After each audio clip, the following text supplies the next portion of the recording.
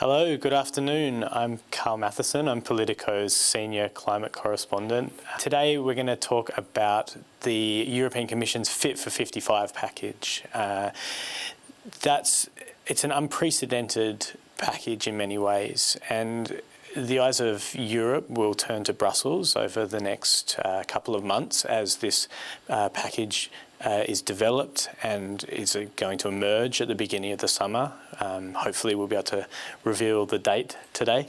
And also I think the eyes of the world in many ways, because this package really is the first time that a major economy has said, right, the time for setting climate targets is coming to an end. We've got our net zero goal for 2050. We've just set a 55% cut below 1990 emissions for 2030, and now we have to think about how we're going to achieve these targets. So that's what the Fit for 55 package is about. Before we go to our really exciting panel today, just a word from our sponsor, Shell. They made this event possible, and I just wanted to also highlight your interaction with today's event. You can participate by asking questions using Slido. So that's Slido, slido.com. You can use your computer or your phone and use the hashtag EnergyVisions.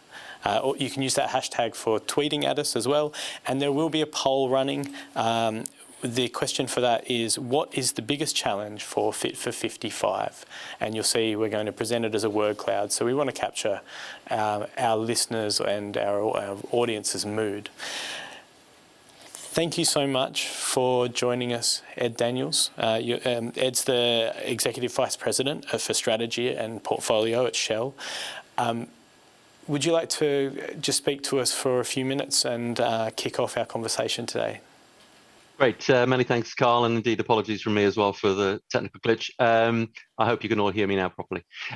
Carl, thanks ever so much for the introduction, and thank you all for joining. It's a real pleasure to be here with you. I'd asked the organisers beforehand whether it was a coincidence, but being here on the 5th day of the 5th month to discover Fit for 55, I felt was too important to go without mentioning.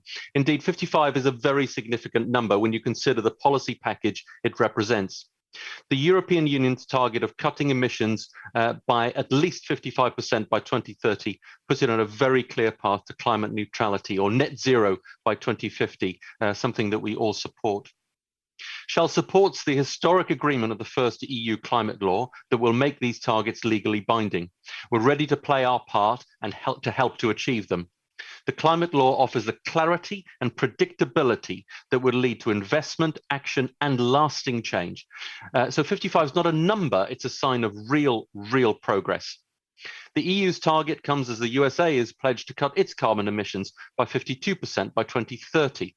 President Biden's International Climate Summit a couple of weeks ago showed there's a great will across governments to make real change.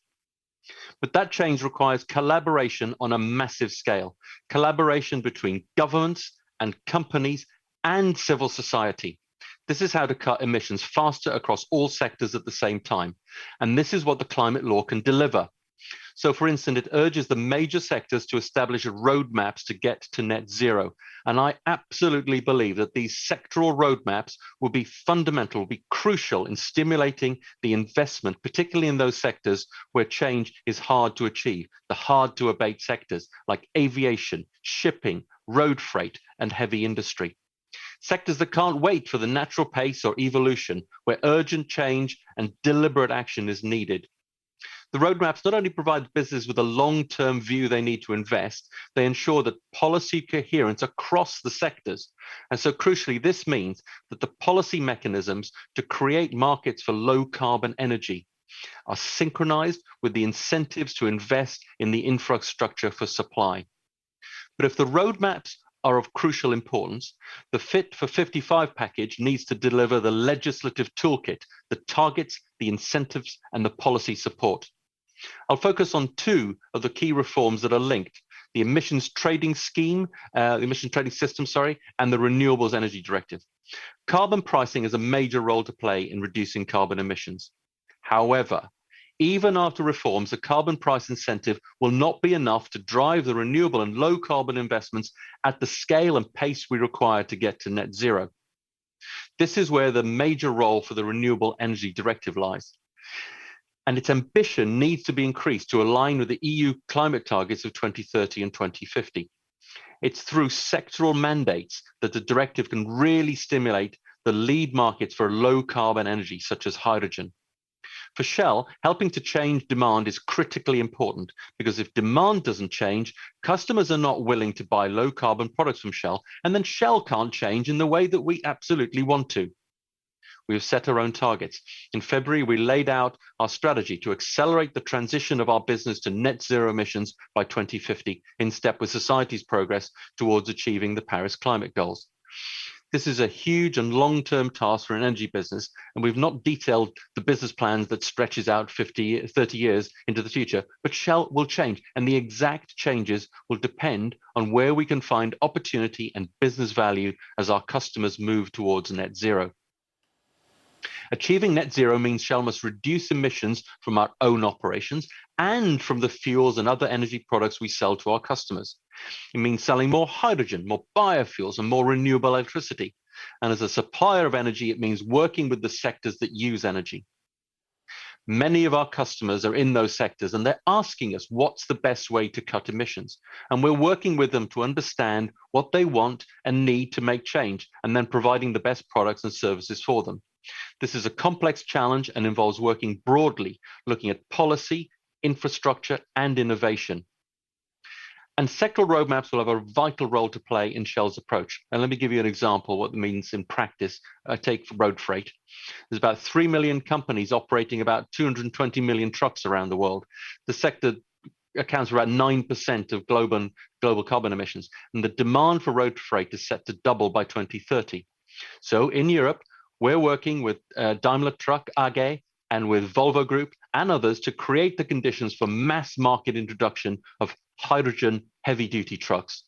We've signed a joint statement with the European transport sector with a target of getting 100,000 hydrogen fuel cell heavy-duty trucks on the roads from 2030 onwards, and up to 1,500 hydrogen fuel stations by 2030.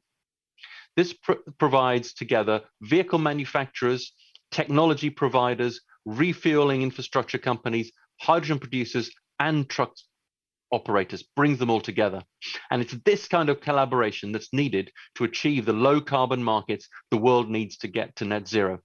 As a business, Shell aims to find profitable ways to supply those markets and play our part in a wider transformation. Because if the whole energy system is to change, then everyone has a part to play. And that's why 55 is such an important sign of progress. It shows how far a diverse group can come when it works towards a common goal, a group like the 27 EU member states. Brilliant. Thank you very much indeed. Thanks, Ed. I just had a question that I wanted to follow up with you on. Shell's facing litigation in the Netherlands from NGOs who want it to set targets, a 45% cut in its whole of supply chain emissions by 2030, which is slower than the bloc. At the moment, you don't have, you might say that you have a target that's in line with society, but you don't have a 2030 target. You have emissions intensity targets. I'm curious about how these court actions are playing for you. Is this now a financial risk for the company and something that you're sort of pricing in? And how does it impact your, if you're sort of social capital, if you're seen as a bad actor and you're speaking to us today in order to advocate for certain policy, does it actually impact how much people are going to listen to you? You know, I would start by saying the energy system is incredibly complicated. I think simple prescriptions, while I think they make for an interesting soundbite, the complexity of the energy system means that in order to get to net zero emissions by 2050, we've done a huge amount of work in modeling the entire energy system and seeing exactly how these changes could unfold.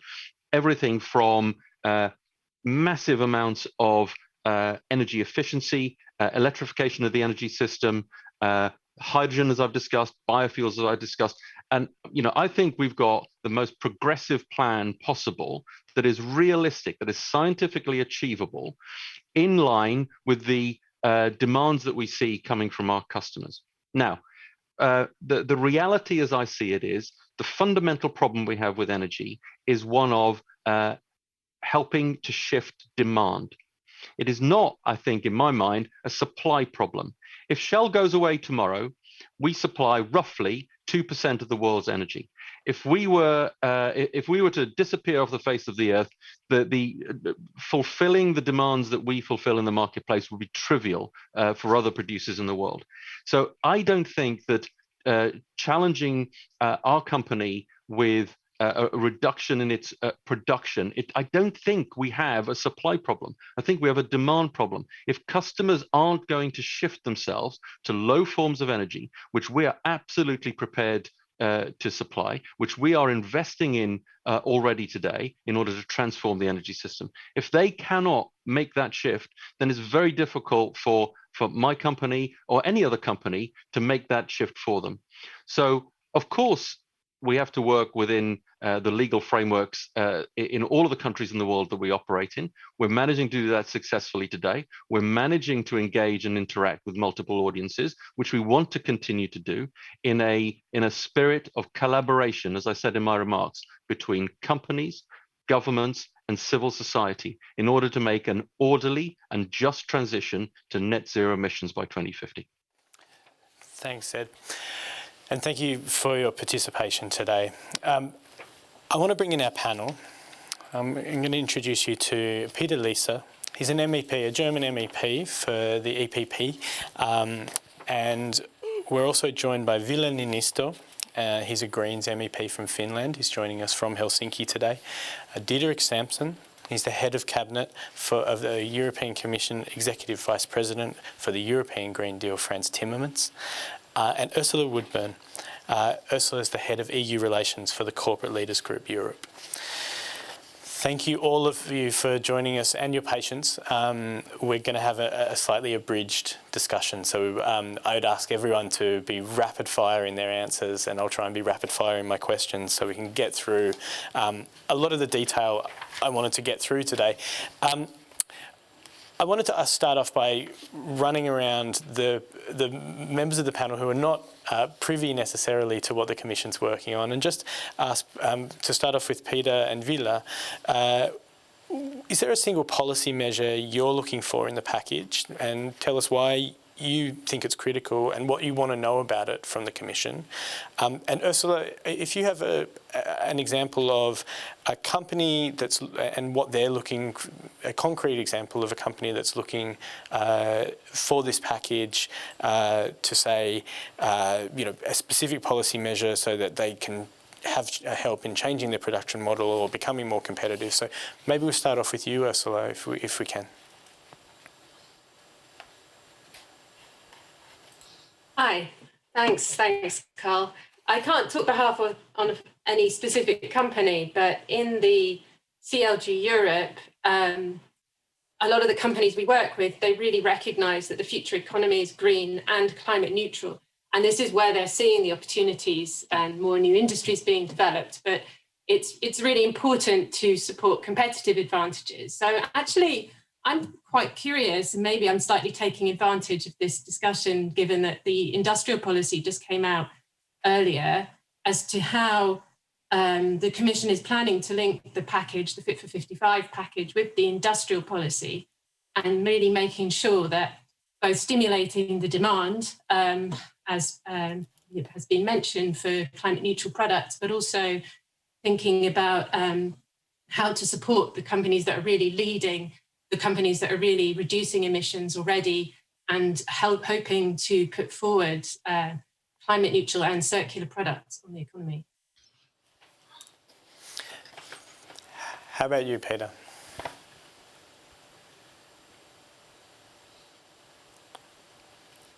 Peter, we can't hear you. Now it should be working. Thank you for the invitation. I would add to Edward's 55 story another 5.5. It was at 5 minutes after 5 o'clock in the morning when we made the deal on the climate law together with Frans Timmermans, Parliament and Commission. And I think this is really historic, and it is ambitious when we see that we reduced our emissions in the European Union less than 1% on average since 1990. And now we have to go for more than 3% a year. It shows that it is ambitious and that we need to do it. I'm also in favor of increasing the potential of sinks, and the Commission was committing to increase the LULUCF sinks to 300 million tons of CO2. I think then we can even overachieve the 55. And I see a very positive dynamic on the climate agenda.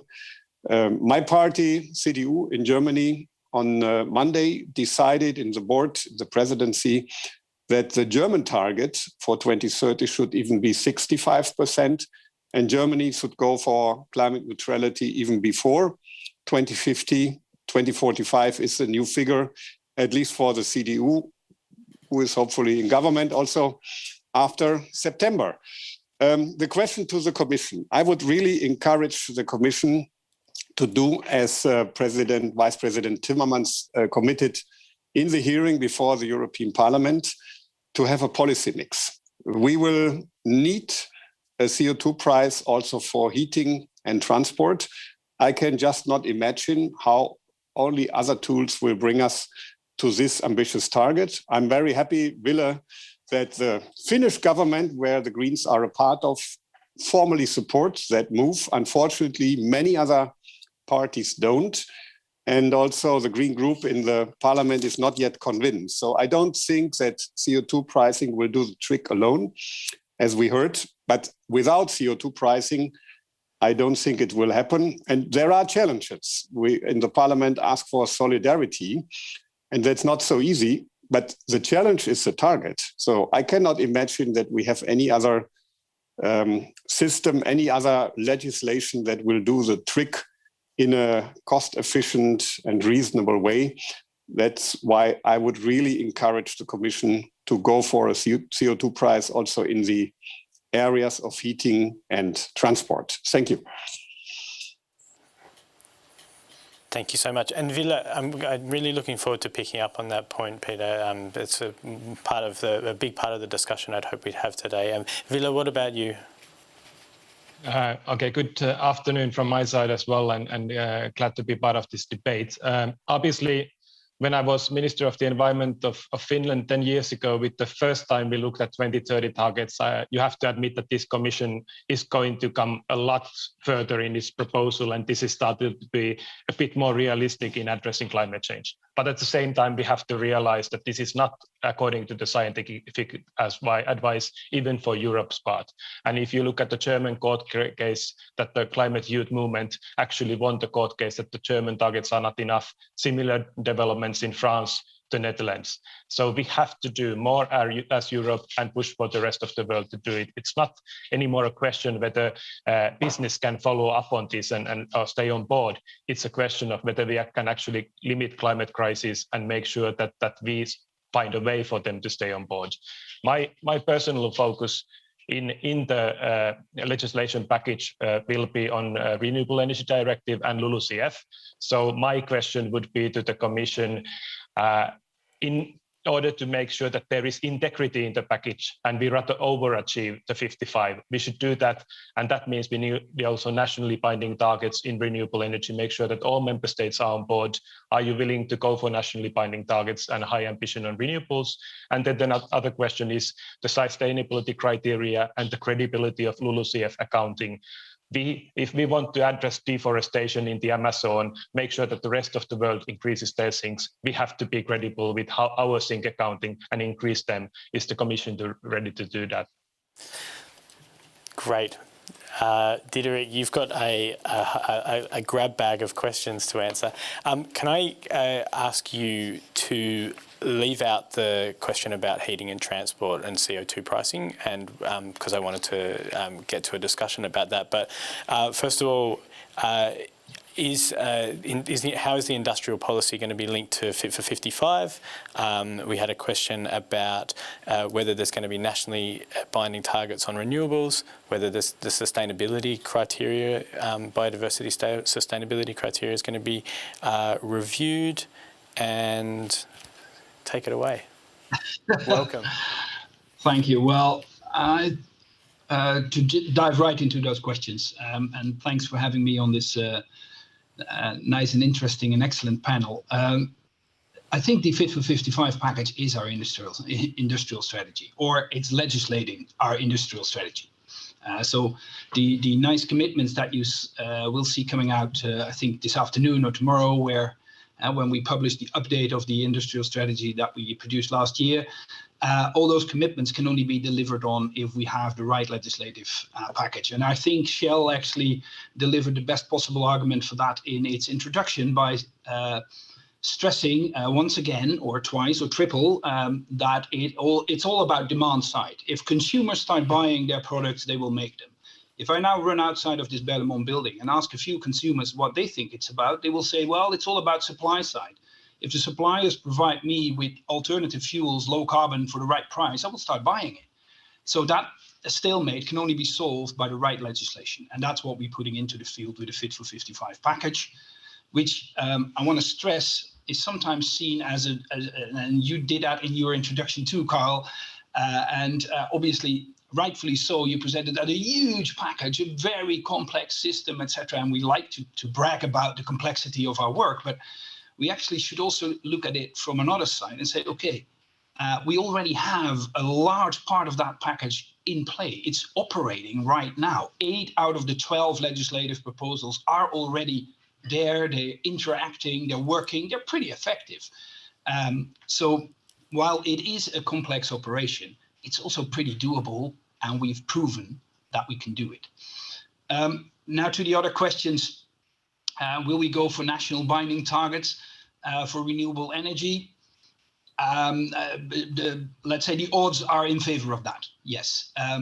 But I also want to stress that while we strengthen all parts of that package, so we increase the ambition on the ETS, we increase the ambition on renewable energy, we also increase the overlaps between those regulations. And we should be careful with throwing the whole kitchen sink at everything.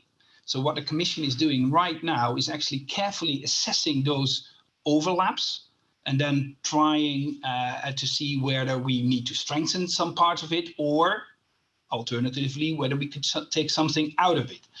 I don't think that logic applies to the national binding targets for renewable energy, though. So, as I said, the odds are in favor of sticking to those. For carbon accounting in LULUCF, first of all, Peter Liese already addressed it, we will increase the ambition of the LULUCF. And that brings the Fit for 55 to Fit for almost 57, which doesn't sound that easy, but it is increasing our ambition already. But we can only do that in a credible way when we provide for right accounting. And we will develop initiatives for that. Maybe we can't deliver on them in June already, but in the course of the year, by the end of the year, we are actually planning to come out with more elaborated work on carbon accounting, because we can only do a credible job with increasing our sink if we also speed up or ramp up actually our accounting methods for that. Because as Phyllis said, we can only tell Brazil to take care of its Amazon when we take care of our own home first. Thanks so much, Diederik. I have just one more very straightforward question, which is when are we going to see this package? Is it going to be July 14th, which was I think a draft agenda that came out this week? So can you confirm that date for us?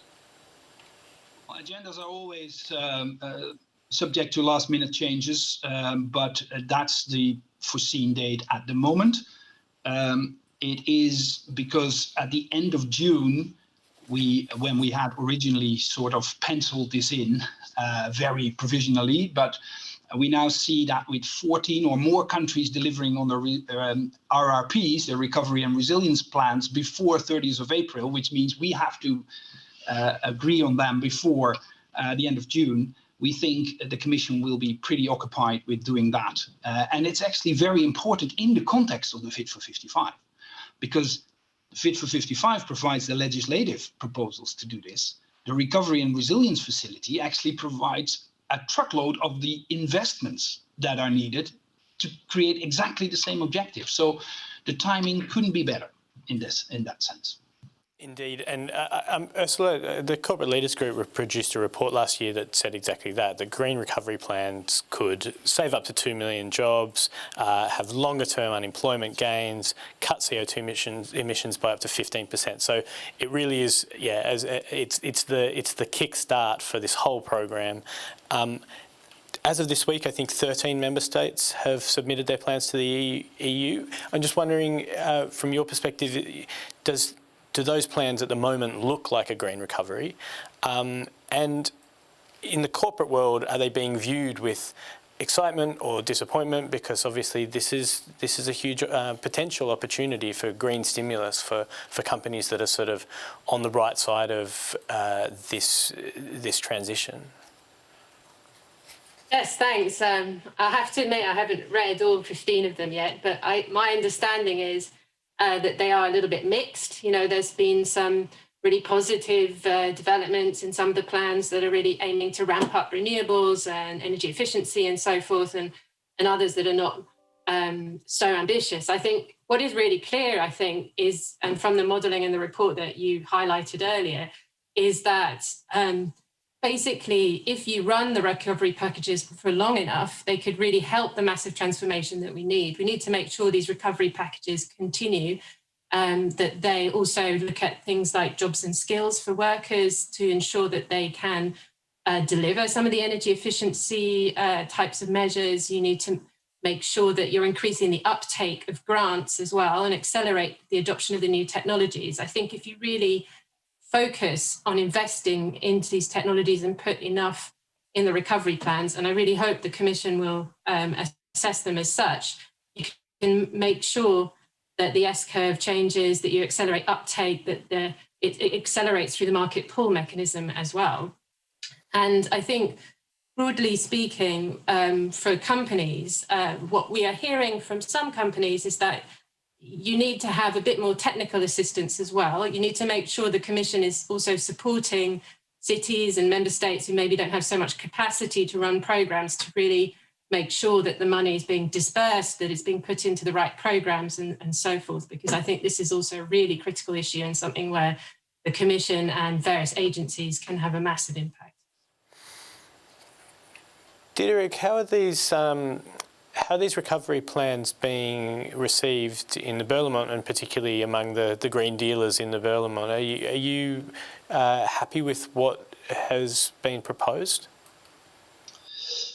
Well, the assessment still has to take place, but just for the illustrative purposes, let me give you the example of Italy, where we are really impressed. That's maybe on a personal title, I should say that, but I've read it. I've seen the investments, and they could really change course for that country and for Europe as a whole if other countries deliver similar packages. And I've seen similar parts of those packages in the Spanish or Portuguese proposal. Obviously, it's always true to say that it's a mixed bag, because that is true. So we need to assess them, and on some points we might even skew them further into the right direction, as we've done from the Commission side in the last 2 months, because we haven't been sitting on our hands just waiting at the mailbox for those plans to arrive. There's been intense conversations on a 24/7 basis with all countries, well, except for a few that are lagging behind, but most countries are actually in a continuous dialogue with the Commission to deliver on the best plans. We really feel that not only in Brussels, in the Brussels bubble, but actually in Europe as a whole, this is perceived as a once-in-a-generation opportunity to make this change happen, and, well, not a day too early. So we need to do that.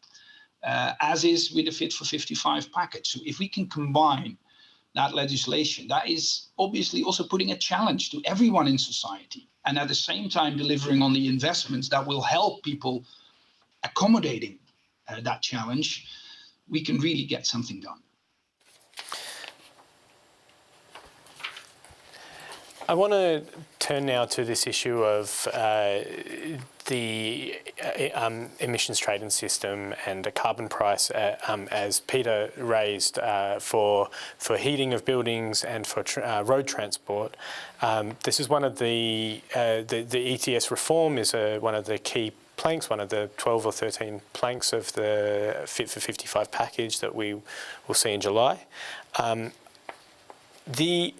The thing about these proposals in particular that I guess raise concerns across Europe is that once you start increasing a carbon price and putting it onto highly disaggregated areas like road transport, so people's cars, people's vans, and the houses that tenants live in, and the heating that they're using, when they may not have control over how well insulated their homes are, there's a real issue of this becoming a highly regressive policy measure that lands on the poorest people across Europe. So I guess what I'm interested in is, first of all, figuring out what the Commission is thinking about this, because Ursula von der Leyen said 2 weeks ago at Joe Biden's climate summit that the Commission will make emissions trading work not only for electricity generation and industry, but also for transport and buildings. Now, Diederik, your boss, last week said, we're looking into it. So which is it? Are you looking into it, or are you going to make it work? I'm not going to go into the detailed semantics of those two sentences, but we are looking into it in order to make it work. And if we are successful, you can see that on the 14th of July. But there are some reasons to do this, because actually, exactly as you said, this is a challenge. But the challenge is not the instrument itself. The challenge is the target. Pushing a minus 55 target into society is a challenge that not everyone will be able to accommodate in the same way. So you have that regressional or distributional challenge. Well, distribution is what politics is all about.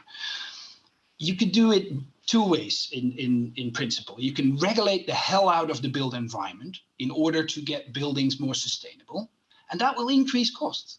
You can't do that for free. You can also put a price on CO2, for instance, in this case, on the pollution itself, and that will also bear costs, and those costs will be transferred to the end user. That's correct. With one big difference compared to regulation. Auctioning allowances, an ETS system, will also provide you with public revenues, public money, in order to mitigate, to redistribute the challenge, in order to create a more fair society. That's the real difference. That's one of the big advantages of creating such an ETS. The other advantage is, and that's a bit contrary to what you said in your introduction, if you look at transport, for instance, you're not gonna put the CO2, you're not gonna engage the ETS with every car. You do it for the transport fuels, which is actually only a handful of companies in Europe that are importing or producing those fuels. It's gasoline and all those other stuff, petrol and all those other stuff. That's where you engage the ETS. And that's exactly, those companies are able to translate that pressure that you put onto them into action. For instance, decarbonizing their fuels to avoid the carbon price. And the third reason to think about a cap and trade system is that a cap and trade system will deliver you the target, because the cap will be your best guarantee that emissions will be below that cap on target. And especially for those two sectors, transport and built environment, that's not a real luxury, I would say, because it's a necessity. Those two sectors haven't been forthcoming that much in the last 3 decades on decarbonization. So there are good reasons to think about it. Also, there are good reasons to think about it very carefully, because it is a complex system, and you have to design it right. You have to calibrate it correctly. But we have the audacity that we think we can, and if that is proven correct, we will propose it. I'm slightly confused because you started off by saying that there's a risk that this will get passed on to the end user, but then you're saying with road transport, do you think it will drive decarbonisation rather than get passed on to the end user? Decarbonisation, it will drive decarbonisation, which it will require investments, which will increase some costs, and that will be passed on to the consumer. Whatever you do in society, if you put a challenge out there, costs will be passed on down the value chain to the end consumer. Right. It's about efficiency and effect. Well, this is not a panel for economists, but if you regulate, so if you, for instance, prescribe fuels to have a certain renewable content, it will also increase the cost of those fuels, and those costs will also be transferred to the end consumer, with the difference that in that case, government doesn't have the revenues, doesn't get the revenues in order to redistribute. Or you have to do it via a taxation system, which is actually pretty common, with the disadvantage that taxation does not guarantee meeting a target. So it's not, and it's to be completely clear, this is not a black and white discussion. It's not either or, because only in a perfect theoretical society you can meet a target with one instrument. The economist theory that only one target requires only one instrument. Well, that's in a society where people are perfect spheres moving in a vacuum. Well, that's not the reality. In reality, this is more about herding cats. 27 cats have to be herded through one very small door.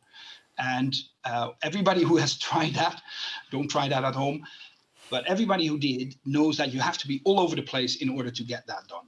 And so you need a mix of pricing, regulation, etc. And we are now designing the optimal mix, and an ETS extension to roads and buildings could be a part of that. At the risk of stretching the metaphor, the people that live in about a quarter of those cats, they spend a vast amount, about between 3 and 6% of their disposable income. So these are poorer countries in Central and Eastern Europe. They spend about 3 to 6% of their disposable income on measures that are related to CO2 expenditure. So this is potentially going to raise that. When you compare it to the richest half of Europeans in countries like where I am now in Belgium, that number drops to about 1.5%. So that's obviously a political issue, and I would like to hear from you at some point about whether there is going to be a redistributive measure if you are going to bring these two sectors into the carbon price. But I wanted to bring in Ville and Peter also, because it's not just people in poorer states. Your constituents, you have people in your constituencies who are going to be worried about this. So I wondered, Peter, if you wanted to discuss it, because this is obviously something that you've proposed in the beginning. Yeah, before I come to that point, two other reactions. First of all, when Diederik said the Fit for 55 package is the industrial strategy, I think we need to go further. So there are issues that are necessary to support our industry that are not linked to climate. So please don't make it too easy. There are other challenges that the Commission has to address. And inside the Fit for 55, you also need to respect the competitiveness of industry. That's why my group is strongly in favor on keeping the free allowances for those parts of industry that are in the international competition and have physical limits to reduce their emissions, at least in the forthcoming years. And the second point to Edward from Shell, of course, we have to address both supply and demand. And this remark that you made, that it's not about Shell's emissions, but only about the behaving of the consumers. That is, of course, not giving the trick. We need to address both. The challenge is huge. And that's also my point in CO2 pricing. Carl, you are right. There are challenges.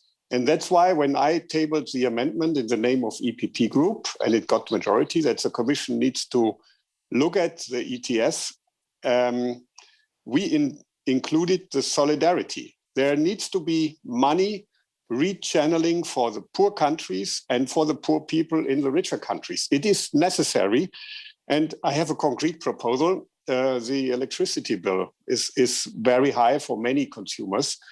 And we can reduce it because the decarbonization of the electricity is going very fast, also with the existing ETS. So it is good to invest more in, for example, heat pumps, electric cars, and that will reduce. It is better to reduce electricity cost and have more price, of course, higher price on diesel, on gasoline, and on oil or gas for heating. I'm very happy that Diederik spoke so positive about it, because I'm quite concerned what is the alternative. And everybody is right saying there are challenges, but I didn't meet anyone who said the challenge is not there when we don't have the ETS. Without an ETS in heating system, and I would ask the Commission to look at process heating also. We have SMEs that are not covered by any European legislation, and that is not fair. If private consumers are, if big industry is, but process heating is not covered, there should also be a European level playing field here. And yeah, I really would like to listen from Wille that we could work together, because for me it was disappointing that the Greens, it was not your choice, I know, but the Green group, the SD, voted together with the far right against this idea. I think we need to discuss how we do it. I think when we don't do it, we will just not meet the target. Ville. And that's the ball comes to my court then. If I may just comment on Diederik's approach in general, the thing we Greens agree with the Commission is that we need interlinked action. We need a number of action and not just to solely rely on one, because this is such a broad societal change going to a carbon neutral society. So for example, ETS is not enough. If we want to have green renewable hydrogen, we will need extra renewable energy targets to achieve that, in addition to the electrification we need to do. And we need to make sure that that's solid also, that the Renewable Energy Directive has integrity. So it's focused on the renewables and not open to other low carbon or fossil fuel based solutions. So that's important for our group.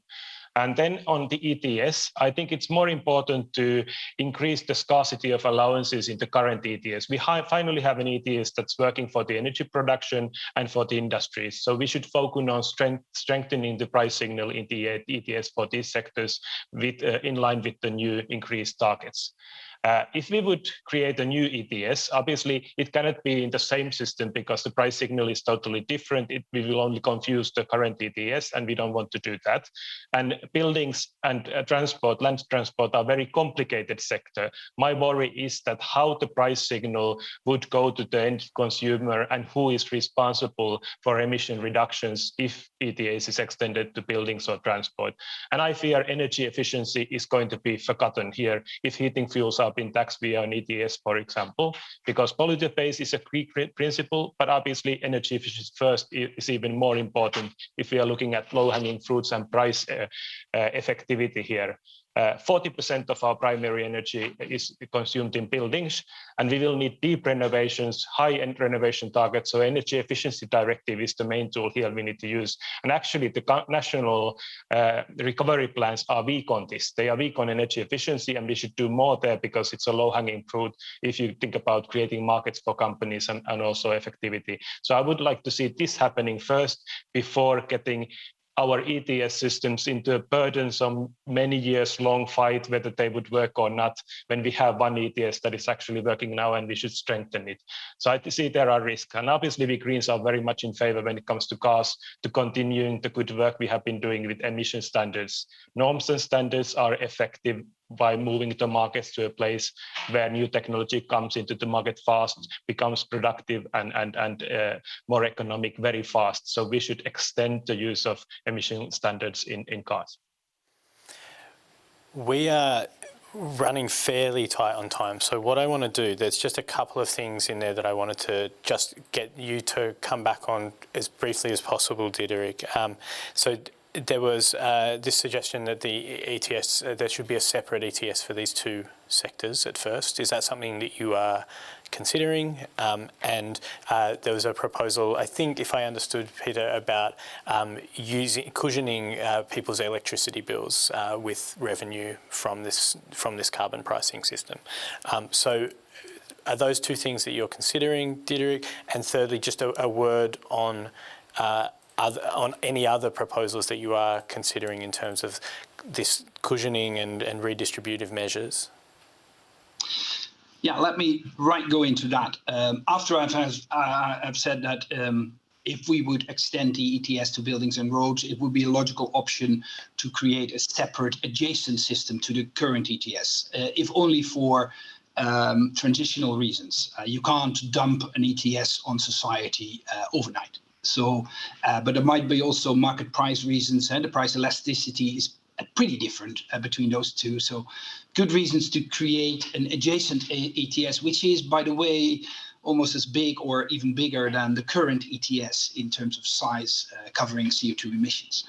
But I think for the other question, I can actually, combine Peter and Vile's wishes, because the best way to mitigate the energy bill of tenants living in a house is renovating that house, lowering the energy bill by insulating the house itself, which will also deliver more comfort, by the way. So it is more additional value than just lowering the energy bill, but it's the best way forward. And the nice part is, assume I go for Vile's proposal to increase the ambition in the Energy Efficiency Directive, or even more specific in the Energy Performance of Buildings Directive, because that is specifically targeted at buildings. And you set a norm on what a house can, how insulated it should be. That's great. So we start off with that. But then, how do I pay those people owning or living in that house to perform, to comply with that norm? How do I incentivize that? How do I alleviate the investment pressure that not everybody has 10,000 euros in the bank? Well, here's where the extension of the ETS might come in, because it delivers you public revenues that you can exactly use for that purpose. So I comply with Peter's wish to alleviate energy poverty, but not by just handing out a check to people, but by renovating their house. And with that, I actually also comply with our overall objective of a more sustainable society. So I think the combination of the two is exactly where we're looking at. And then obviously calibrating that is where, that's all the technical details that I don't want to bother you with. But at the moment, we are now working on that 12-dimensional Sudoku, which that package is. And I'm confident that we can come out with something that provides exactly for the needs that were expressed in this panel. Thank you. And our experience of looking at what happened in the UK, for example, with the Green Homes Grant Scheme, which was a hugely successful in terms of its subscriptions, but fell over in its delivery. So that's, I think, going to be a really interesting, another debate that we could get into about how you actually then bring these things in, because there's obviously demand for these types of programs. I'm really sorry to have to our audience to have cut our questions from them short, but I do want to bring in Ursula just to ask her a question from the Slido, which is about what are the risks of not implementing the carbon border adjustment mechanism into real life? How will we avoid carbon leakage? And I think there was another CBAM related question, which was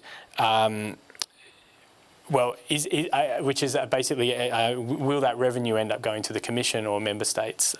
So I wondered if you could just come in and just talk a little bit about the company's perspective about CBAM and how big a risk this is in terms of countries leaving the European Union as these to seek, say, less regulated regions. Thanks, Carl. Just first, a quick word on the ETS point, and then I'll head to CBAM, I think, and then, of course, connected to.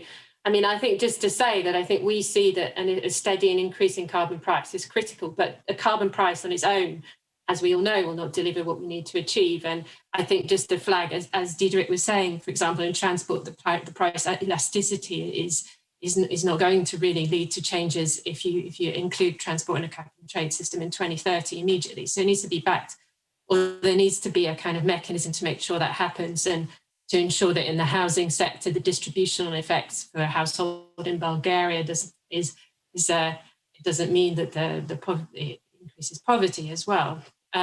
So when it comes to the CBAM, I think there's a couple of points to bear in mind. I mean, from a corporate leaders group perspective, we're analysing it at the moment, to be honest. We're looking at how CBAMs could really work. And I think we do need to make sure that EU industry is decarbonised and remain competitive. I think there are some major issues around how you make sure the CBAM is a fair World Trade Organization compliant set of proposals, i.e. that it's really about driving down emissions, and to make sure that it's balanced perhaps with other effective alternative measures such as development of CO2 materials and product requirements, because I think the standards part will be something that will be global as well. I think you have to be careful with the CBAM, because I think it will be important to see how that can really show and demonstrate at an international level that the EU is serious about what it's going to do. And I think it's already had some impacts on that, but to see how it's really implemented, I think we're really looking to see what the proposal might be on that, and to see how that works. Because if you're not careful, it will only support the domestic market rather than foreign markets, for example. I'm afraid we're out of time. This has flown by, and particularly because it was slightly abridged. But I wanted to go round our panel with, and we literally have time for a yes or no. So I just wanted to ask you all, yes or no, would a Fit for 60 package have been feasible if that was the target that had been set, if Parliament had won out, which is what it was asking for in this alternative reality? Would it have been feasible? So, Ville, let's start with you, yes or no? Obviously, from my side, it would have been better, yes.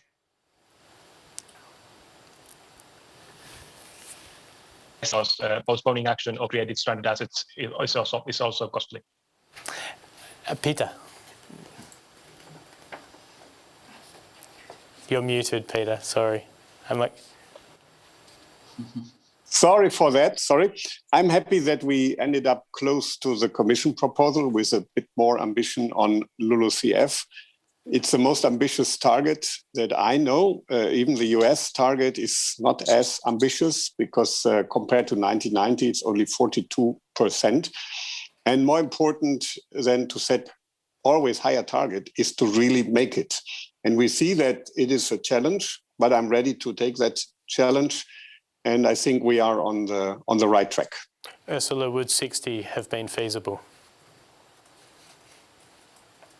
Yeah, it seems to me that a lot of the modelling shows that it could have been feasible. And I'd say, it also shows that if you invest in that, you can invest in, the investment required would lead to more jobs and better economic benefits overall. Of course, it is a major challenge and a big transition that Europe needs to make. But I think clearly there is no choice. We all need to push towards as much ambition as we can to achieve the goal of 1.5 degrees.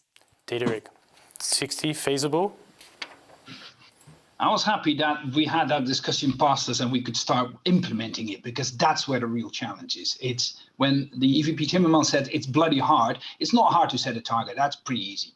Put a pen on paper and you're done in a second. But to deliver on that target, whatever it is the hard part.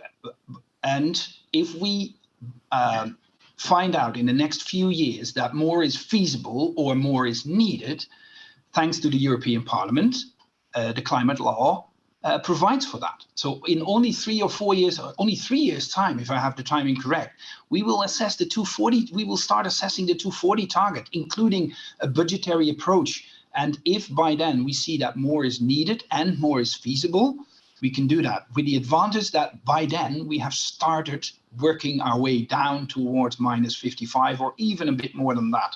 And I would like to stick to that. We are now, the time of setting targets is really past us. The time of implementing it, that has just begun.